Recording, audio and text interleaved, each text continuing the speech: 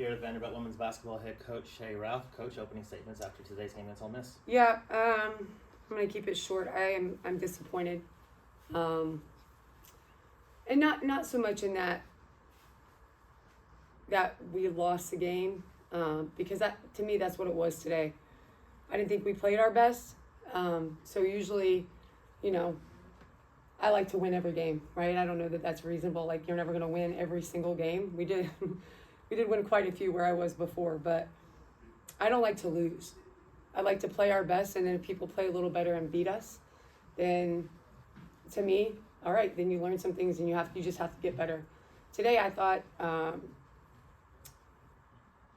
there were moments and flashes, especially toward the end, where we played more like ourselves, where we were more aggressive, where we were moving more, where we were meeting and matching their physicality.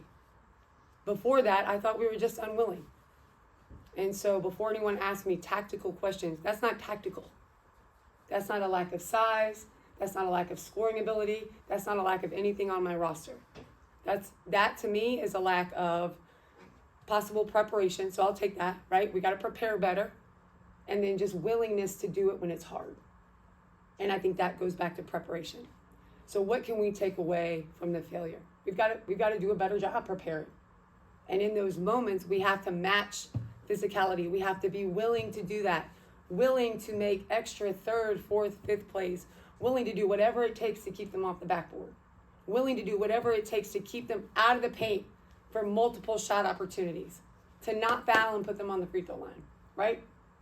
And then to play our style of basketball on the offensive end, which is not one-on-one, which is moving the ball, cutting, flashing, taking opportunities when people are physical, when they overplay, so that we get wide open layups and three and the ball moves, right? And then we stack possessions that way with a willingness to match aggression and physicality no matter how the game is being called. And, it's not going to get any easier for us. So I think we've had a lot of growth this year. I think we are capable. We've already seen it. You guys have seen it. We are capable. So now we just have to get back to the drawing board, figure out why today we didn't do it, and move forward so that, when we go down to Texas in just a few days, where we're going to see very similar physicality, we are much better prepared and much more willing. Go ahead and open up the floor for questions. Raise your hand if you have a question for Coach Ralph. We'll start with Garrett Short. Go ahead. Coach, you mentioned that it wasn't just that you lost, it's the way in which you lost. Yeah. This team has played so much good basketball leading up to this point. How disheartening was it to see kind of just things flat? There wasn't, it seems, a lot of energy. They were just flat. Yeah, I think it's disappointing, right? But I like to think I'm a positive leader, right? So I know we're going to make mistakes. I know we're going to trip up. I know we're going to stumble. I know things are going to happen where I'm like, that's not who we are. I would like to see them happen a lot less and not for as long than they did today. That's important.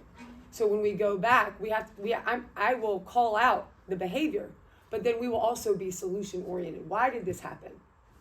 What can we do differently? How can we bring more energy? How can we be more willing? How can we match their physicality with more effort? And I think the reason that I'm so disappointed about it is because I think, that's what we hang our hat on, right? That's the kind of coach that I am. That's the kind of program that we run here. So when we have days like today, it's hard. It's hard to watch it. It's hard to understand, in the moment, in the huddles, what's going on. But I also know sometimes you got to learn the hard way. And as we continue to move on, I don't think that, I don't like learning lessons over and over and over again either. And that's a coach in me, that's a parent in me. Like, once I tell you, then you have to do it. There's only two reasons I think that people don't do things, and kids included. Either they don't know how, or they don't want to. Right? I don't know how. Okay, this is how you do it. I don't want to do it. So we're going to look at both. We're going to make sure that they know exactly what we're trying to accomplish, how we're trying to accomplish it, and then we're going to make sure that, like I said before, we're more willing. Lana Morse, Spanish 547, go ahead. Do you feel like some of the offensive struggles, especially maybe in that second quarter, came when, Michaela wasn't able to play with those 3 fouls? Somewhat. She's obviously a dynamic force on the court, and she has carried us many, many, many quarters and games. but that's the value of being on a team. So we have really good players on our team. Michaela Blake's is one of one, but we have players that can come in and at least let her, she gets her third foul. She's got to sit for a few minutes. We got to come in and we can't miss a beat. We deserve that. She deserves that. And that's how good teams become great. You don't miss a beat. So you can't just take one or two players out of the game. We're able to put in people who can also be productive. It may look different, but they can still be productive. So that's important. We're not never going to be in foul trouble again. We're not. And I need my players, my best players, the players that are going to be in the game the most time to play in the game. But when they can't, we can't miss a beat. Brandon Bixby, go ahead. Coach, I know you talked about a lot of like the effort needing to really be there. What specific areas today did you feel like maybe that effort wasn't to the expectation what you typically would have for your team? Specific areas.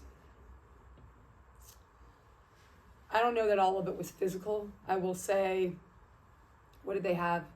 54 points plus 10 free throws. 64 of their 76 points were in the paint.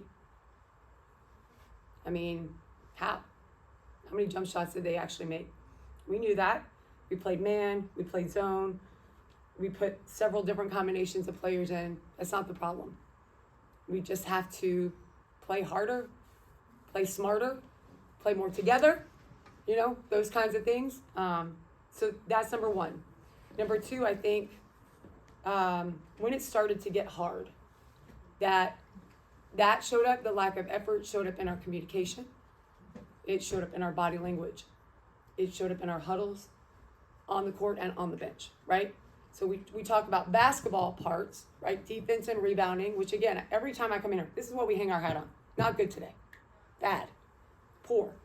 And then it bled into the other things that I think are really important that will separate us from here on out. When we go up against matchups that may not be ideal, but we will be the better team because of that. Yes? Make sense? Yes. Yeah. Elena, go ahead. Just kind of on a lighter note, Khamil Pierre really struggled the last two games, and she had 24 points today. How big is it to get her going, especially moving into a game, down in Texas? Yeah, she has. And the thing that the growth that Khamil is having this year is that, it's hard for her to ask for help and to recognize and then to help herself. I thought she's done a really good job over the last week of being willing and coachable. Hey, like, what do I need to do? How can I get through this? What are the things I can do? And then I think for her, it's longer stretches of consistency in that area when she's playing, right? So I felt like, specifically in the fourth quarter, towards the end of the game, had she done some of the things that she did, and I felt the same way about 3 or 4 of our other players, then we might have been closer in the game, right?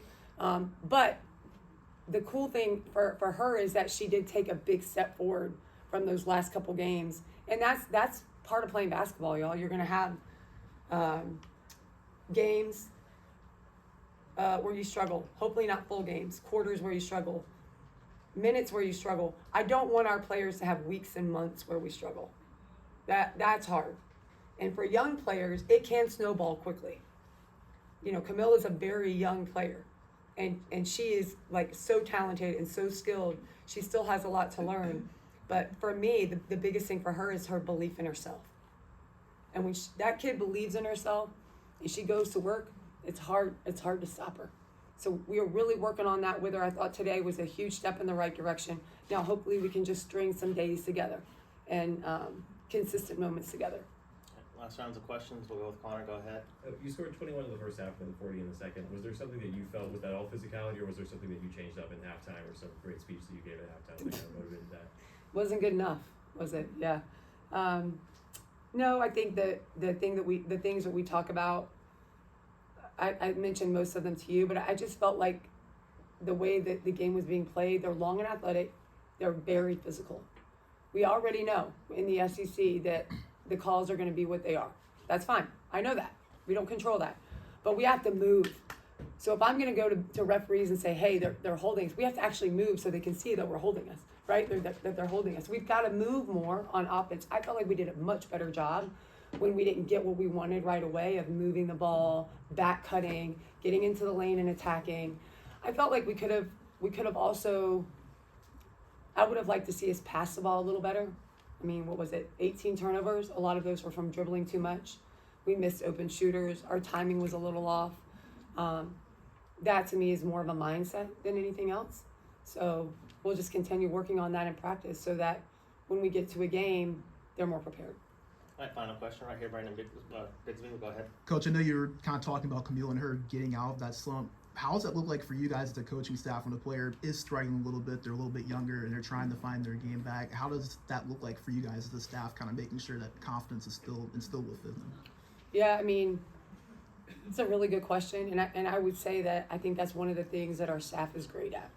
And so I know we preach and I do all these, I come in here and I talk about all this stuff with you guys, and at the end of the day, my job is to win. Right? We got to win basketball games. We got to get players in here who can do that at a very high level. But they are kids. So we also have the job of helping them grow and getting them to understand they need more tools in their toolbox to handle the stuff that they're seeing in the basketball world is exactly what's going to happen to them in real life. So when they go to their first job and they get punched in the face, then they'll be ready to respond. They'll have the right response. They'll be prepared. And so I'm not a coach that's ever going to get down on a kid because of production, right? There's a reason why. I'm going to try to find it. My staff is going to try to find it, and then we're going to coach that part of them too. Because if they can figure that out, not only will they be successful here, but whatever they do for the rest of their lives, they'll have the tools they need to be a positive impact on society and have a high level of success for themselves and their family. All right, final question, Garrett Short, go ahead. Coach, you mentioned that these are just kids. Yeah. This was a week with a lot of fireworks, being ranked in the top 25. Yeah. A lot of attention with Michaela Blake's hitting 53 points, which was unreal. Do you think some of that outside noise was able to penetrate the inside of this team? It's possible. I mean, it is. I think it's harder than not to eliminate distraction in the world that we live in. It's almost impossible, right? I mean, I can't tell them to throw their phones in the ocean.